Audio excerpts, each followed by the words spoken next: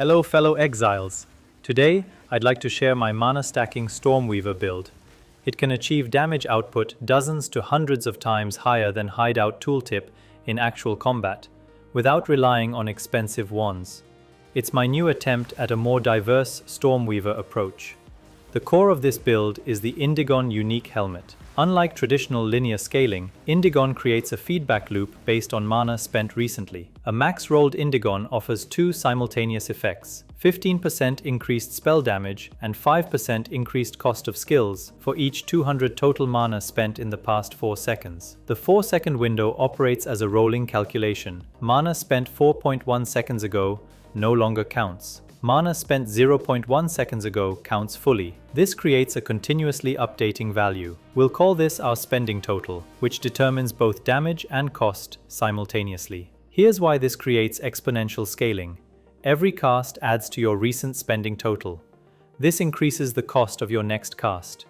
Because that next cast costs more, it contributes even more to the spending total, further increasing costs and damage for the subsequent cast. In combat, we're not maintaining static damage. Instead, we're continuously pushing our spending total upwards, resulting in thousands of % increased spell damage. This scaling becomes particularly powerful when combined with Archmage. Archmage allows our spells to gain 4% of damage as extra lightning damage for each 100 maximum mana we have. With around 7,900 maximum mana in my case, this adds 316% of our spell's base damage as extra lightning damage. When Indigon then multiplies this enlarged damage base by tens of times through increased damage, we're scaling a much larger number than the spell's original base alone. Archmage also adds additional mana costs to each spell by 5.5% of maximum mana, meaning our skills start with higher base costs. Combined with Indigon's cost scaling,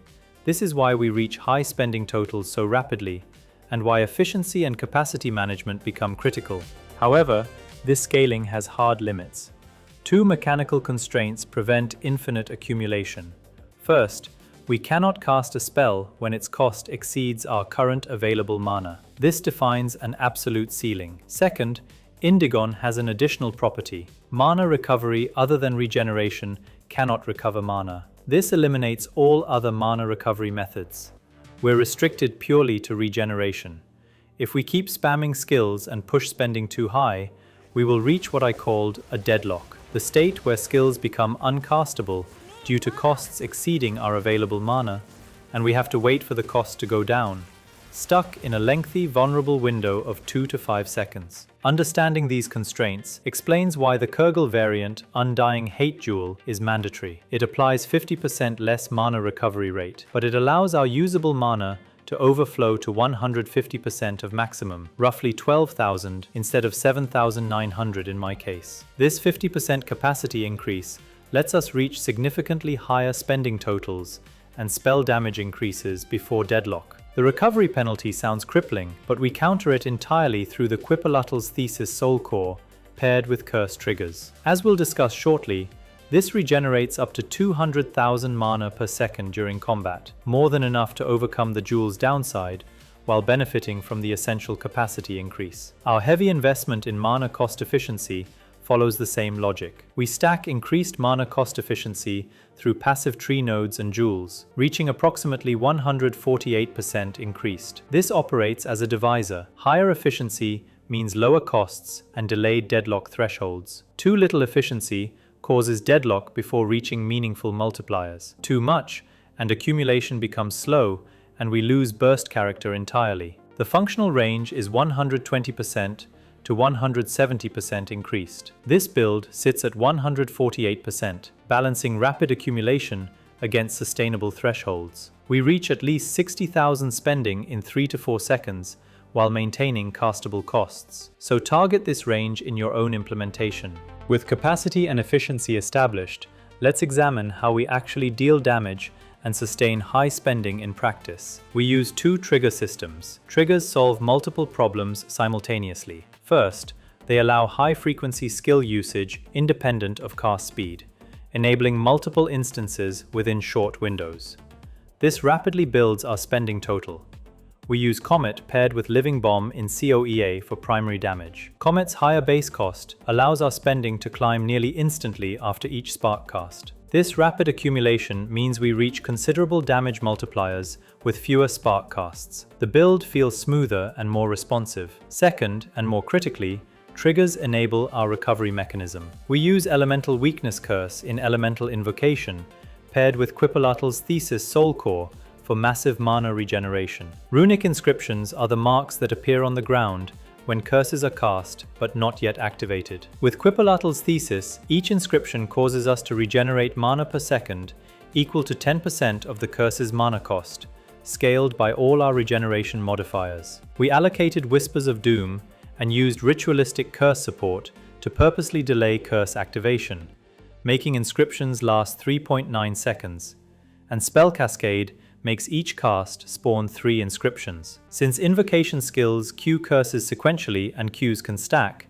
multiple triggers create overlapping inscriptions. A single invocation queue spawns up to 24 inscriptions by default. With the constant arcane surge buff from our ascendancy and regeneration investment, this creates 40,000 to 60,000 mana regeneration per second during sustained combat, spiking to up to 200,000 against multiple rares or bosses. Higher spending makes curses more expensive, which makes inscriptions regenerate more, providing the recovery needed to sustain that spending level. All of this requires a trigger driver, something that effectively generates energy for our trigger systems while building our spending total. We use Spark. In this build, Level 30 Spark fires 12 projectiles per cast, with 2-second base projectile duration. This gives us wide field coverage, ensuring effective ailment application across large areas, accelerating energy generation for CoEA and Elemental Invocation. The 2-second default duration creates a balance. Projectiles persist long enough to hit enemies multiple times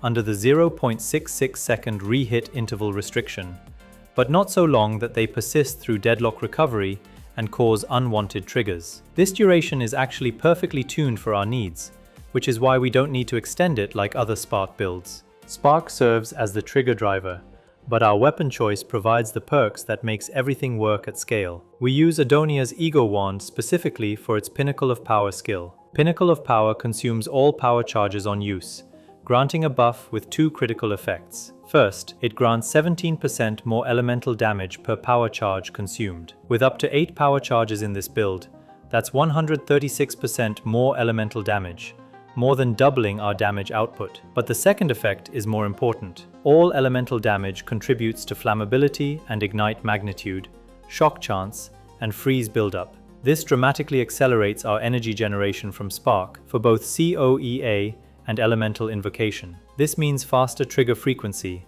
allowing more Comet triggers, more elemental weakness inscriptions, and more mana regeneration. The entire system accelerates. For this particular setup, Adonia's Ego works way better than a mirror-tier dueling wand. The wand has a significant downside, severe penalty to all elemental resistances per power charge on us. With 8 power charges, that's minus 80% to our resistances, completely unacceptable. This is why we must consume charges with Pinnacle of Power immediately after generating them. We manage power charge generation and consumption in different weapon sets. Weapon set 2 is spec'd for power charge generation. Weapon set 1 holds Adonia's Ego. We generate charges in weapon set 2, then swap to weapon set 1 to immediately consume them with Pinnacle of Power skill and fight with the buff active. Like the mana stacking Stormweaver builds I did in previous league, we play to Stormweaver's strength by fully utilizing the dual shock ability to enhance damage and stacking damages taken from mana before life modifiers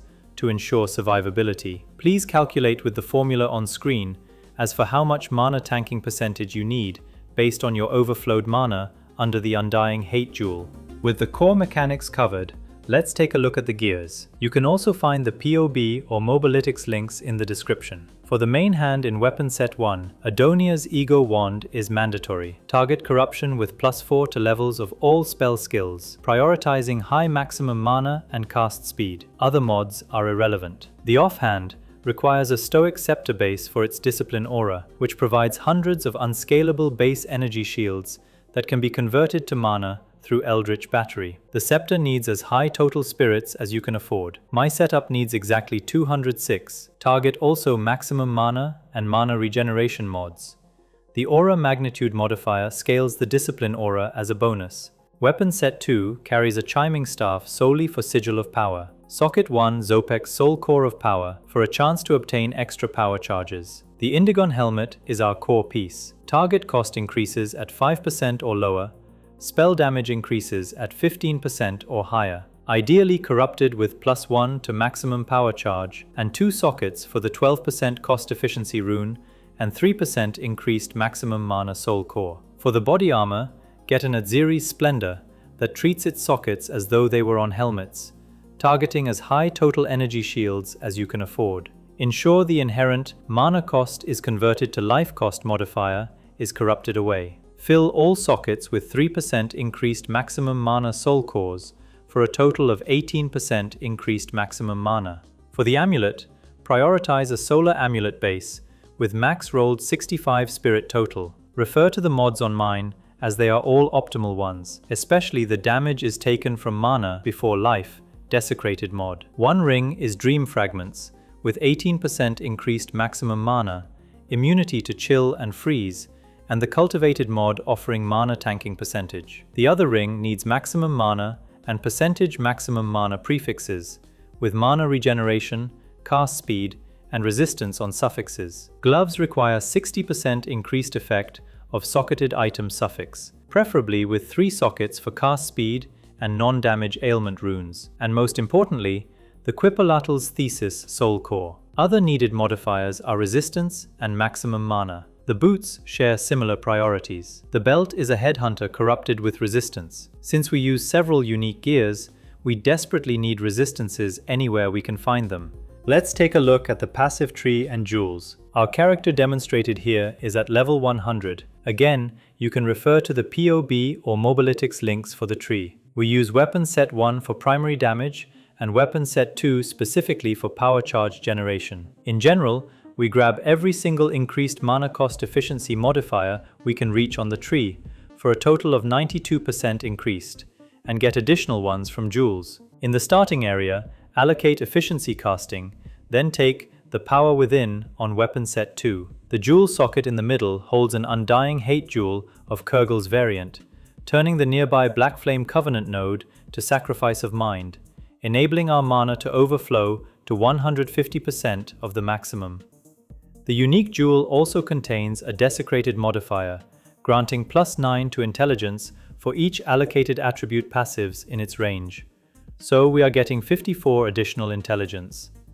On the left side, we take the Mind Eraser cluster, then Lust for Power and Thirst for Power on weapon set 2. The socket here holds a Heart of the Well jewel for its mana cost efficiency modifier and a chance for lightning damage with hits to be lucky. Please note that due to Indigon's restriction, mana recovery on kill does not work in this build, so this mod on jewel is meaningless. Take Touch the Arcane, then grab Breaking Point on weapon set 1. The socket here holds a From Nothing diamond for conduit, which we will talk about shortly. You may notice that I have the jewels corrupted with resistance modifiers. As mentioned earlier, we need to find resistances anywhere we can. Back to the other side, take Infusion of Power on weapon set 2, then Deep Trance and Efficient Inscriptions on weapon set 1. Then, we allocate the Eldritch Battery Keystone to convert all our base energy shields to mana. Take Arcane Intensity on weapon set 1, then allocate Ether Flow, Raw Mana, and Ingenuity. Take the Whispers of Doom Keystone to purposely delay curse activation for more mana regeneration with Quipolatl's Thesis. The jewel socket on top right holds a Time Loss Sapphire with a large radius. Thanks to the From Nothing jewel for conduit, we access a total of 9 notable passives in the radius. Getting 9% of damage is taken from mana before life, 63% increased ailment magnitude, and 27% mana cost efficiency. Note that the invocated efficiency cluster is on weapon set 1. There might not be a jewel readily available on the market, so you will need to craft it yourself, expecting on average 550 divines and thousands of chaos orbs to land all the correct modifiers. If you find it too tedious to make, you can find one without the mana tanking modifier and compensate from passives on the tree and normal sapphire jewels. Let's continue. The Remnant Attraction cluster is on weapon set 2 and Heavy Frost on weapon set 1. Take Lucidity, then grab the Overflowing Power cluster on weapon set 2. The socket here holds a controlled Metamorphosis diamond with medium-large range, allowing access to Kite Runner, Chakra of Thought, and the Conservative Casting cluster without pathing. Down here, this socket holds a sapphire granting increased magnitude of ailment and shock. Then, take the Frazzled cluster on weapon set 1. The final jewel socket holds another sapphire, providing ailment magnitude and mana tanking modifier. Here are the skills and support gem combination. We won't go over each choice. Please pause to reference or check out the PoE and Mobalytics links. Now, let's discuss how we actually play this build in practice. Before engaging any fight, we need the Pinnacle of Power buff active. Cast Frostbomb first. This spawns Infusion Remnants and switches us to weapon set 2 automatically. Cast Firestorm once. With Infusion of Power allocated on the passive tree, Firestorm consumes the infusions and generates power charges. This typically grants maximum power charges. Cast Spark once to switch back to weapon set 1. Immediately use Pinnacle of Power skill to consume all power charges. This grants the more elemental damage buff and accelerated energy acquisition, while eliminating Adonia's Ego's resistance penalty. We're now ready for combat. For general mapping against packs and normal rares, the rhythm is simple. Blink forward, cast Spark once, repeat. Hold down Elemental Invocation continuously during the whole time. Each Spark cast triggers Comet and Elemental Weakness curses automatically through CoEA and Elemental Invocation. This rapidly builds our spending total. Within a few Spark casts, we're operating at comfortable damage and regeneration levels. The movement between casts allows Indigon's 4-second window to decay naturally, preventing runaway spending accumulation during mapping. Against bosses, we shift to Sustained Burst mode. Use Frostbomb first to spawn infusions, then cast Sigil of Power for the damage buff. When the boss becomes attackable, use Firestorm to generate power charges while igniting the boss, getting the Elemental Archon buff. Then Spark once to switch back to weapon set 1, and use Pinnacle of Power to consume power charges and get the buff. Keep Elemental Invocation held down, spam Spark for a few seconds for rapid Comet triggers. Damage peaks during this window. Bosses usually die within seconds. The Pinnacle buff lasts about a minute. When it expires mid-combat, the refresh sequence is simpler than initial prep. We have access to plenty of infusion remnants. Just cast Firestorm once to consume them mid-fight, then cast Spark and Pinnacle of Power to consume charges and refresh the buff. Resume combat immediately. This takes under 2 seconds and can be done anytime you feel the need. This build requires active attention to several factors. Monitor your total spending. While there is no way to do that directly in-game, Comet stop triggering is the clearest signal. This means spending is dangerously high. Adjust casting frequency accordingly. Watch for Pinnacle of Power buff duration. Plan to refresh before it expires, not after. Without it, the build's damage output drops significantly. Respect the burst pause rhythm. The system has no automatic stabilization. Spamming leads to deadlock. Brief pauses between casts at high spending total maintain control while maximizing average damage output. The build rewards understanding its rhythms and working with its natural patterns. Once you get familiar, the playstyle feels smooth and powerful rather than restrictive. This build delivers on its core promise: extreme damage scaling through Indigon's feedback loop, reaching multipliers that few other mechanics can match. However, this comes with real costs and complications. The scaling is anti-intuitive. Indigon's exponential feedback loop doesn't follow linear patterns. Understanding why we target specific cost efficiency, why Comet's deadlock threshold matters, or how Thesis scales with curse costs requires mechanical analysis. This isn't a build you copy without understanding why it works. The playstyle is unique and demanding. Burst pause rhythm, weapon set swapping for buff management, reading indirect signals like Comet stopping or mana pool depletion. These require active attention. If you prefer smooth, passive scaling builds, where you cast continuously without management, this will frustrate you. The effective health pool is unstable. Because we take damage from mana before life, and mana fluctuates rapidly during high spending, survivability varies significantly. At full mana, we're tanky. At depleted mana, we're vulnerable. One-shots become more dangerous when our primary defense is our offensive resource. And the cost of the build is substantial. Mana stacking archetypes are never budget-friendly, and this league's economy inflation makes it even worse. This isn't a casual mapping build you throw together on hundreds of divines. These aren't minor inconveniences, they're fundamental characteristics of how Indigon builds operate. If any of these factors sound like deal breakers, this build may not suit you. That said, I genuinely enjoyed the process of making this build, and pushing Stormweaver's mana stacking archetype in a direction that doesn't rely on expensive wands. Stormweaver remains one of the most versatile caster ascendancies in the game, capable of supporting wildly different approaches. This Indigon variant is just one expression of that flexibility. If you enjoy mechanical complexity, active gameplay, and builds that reward understanding over passive execution, this might resonate with you. That wraps up the video. If you find it informative, please consider liking and subscribing. Thanks for watching. I will see you in the next one.